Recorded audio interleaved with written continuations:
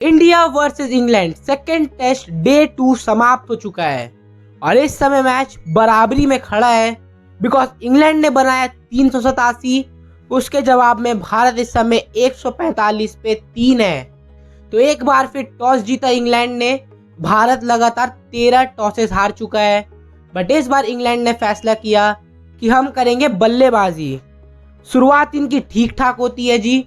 पहला स्पेल बुमराह और आकाशदीप का अच्छा खेल के निकालते हैं बेन डकेट और जैक क्रॉली, बट उसके बाद आते हैं नीतीश कुमार रेड्डी जो अपने पहले ही ओवर में पहले बेन डकेट को आउट करते हैं, आखिरी बॉल पे जैक क्रॉली को आउट करते हैं और एक ही ओवर में इंग्लैंड के दोनों ओपनर्स का सफाया कर देते हैं।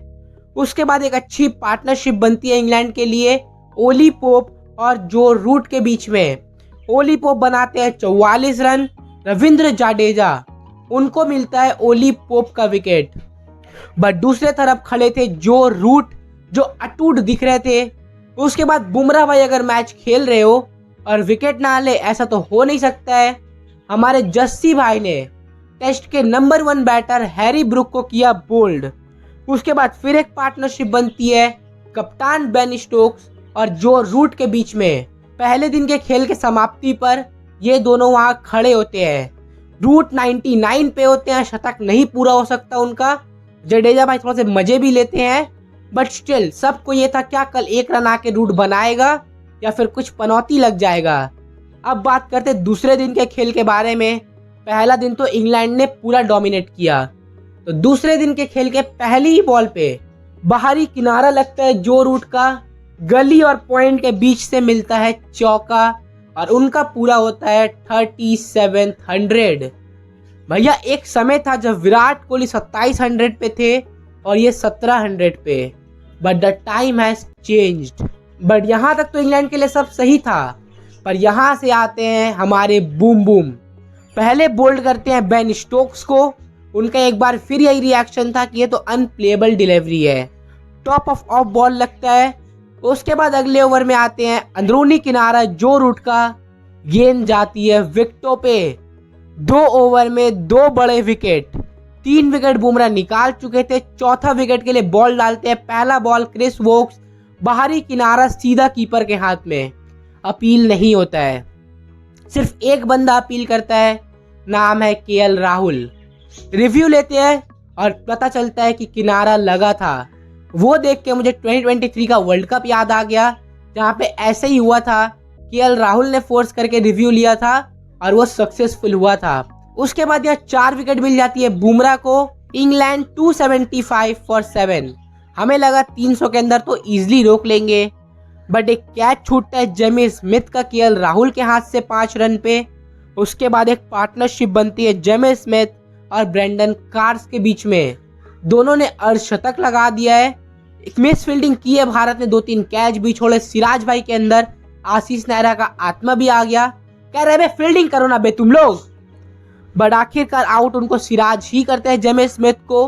कार्स को भी सिराज आउट करते हैं। दूसरी तरफ बुमराह पंजा खोलते हैं एक बार फिर और 387, एक बड़ा पहाड़ जैसा टोटल इंग्लैंड ने खड़ा कर दिया है। अब आती है भारत की बल्लेबाजी। दिक्कत था जोफ्रा आर्चर का और वो सही भी हुआ। पहले ओवर में यशस्वी जायसवाल ने 13 रन बना दिया था, बट अगला ओवर आते हैं जोफ्रा आर्चर। तीसरी बॉल ज्यादा कुछ कर नहीं पाया यशस्वी जायसवाल, लगा बाहरी किनारा, सीधा गेंद सेकंड स्लिप के हाथों में। उसके बाद एक पार्टनरशिप बनती है केएल राहुल और करुण नायर के बीच में। अच्छी पार्टनरशिप थी, मुसीबत भरे टाइम को निकाला। 40 रन बनाए करुण नायर में। हम सब एक्सपेक्ट कर रहे थे कि आज तो अर्धशतक आएगा भाई, बट 40 के स्कोर पे लगता है बाहरी किनारा एक बेहतरीन कैच जो रूट द्वारा, और एक बार फिर करुण नायर सेट होके आउट हो गए हैं। ऐसा लग रहा है कि करुण नायर 300 बनाएंगे, बट यहाँ वो 30-40 बना रहे हैं भाई। ठीक है, उसके बाद आते हैं शुभमन गिल, हमारे प्रिंस साहब, जिनका फॉर्म तो अलग लेवल का दिख रहा था, बट इंग्लैंड इस बार अलग प्लान करके आया था। क्रिस वोक्स गेंदबाजी में आते हैं। सब आसानी से खेल रहे थे, क्रिस वोक्स को बढ़ बढ़ के मार रहे थे ना। ये क्या करते हैं, कीपर ऊपर बुला लेते हैं।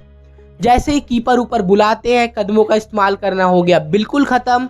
क्रीज से खड़े खड़े खेलते हैं, लगता है बाहरी किनारा, अच्छा कैच जेमी स्मिथ का, और 16 के स्कोर पे जाना पड़ता है वापस हमारे कप्तान साहब शुभमन गिल को। वहां से लगा कहीं भारत 4-5 विकेट ना गवा दे आज के दिन। क्या ऋषभ पंत बल्लेबाजी पे आएंगे इंजरी के बाद? बट वो बंदा दवा खा के भैया लड़ के फाइटर है, बल्लेबाजी पे आता है। 33 गेंदें खेली है, 19 रन बनाए हैं और बंदा खड़ा है।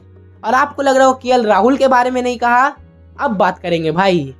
केएल राहुल ये वो बंदा है जो हमें रोहित शर्मा, विराट कोहली, चेतेश्वर पुजारा इन तीनों का मिक्सर लगता है।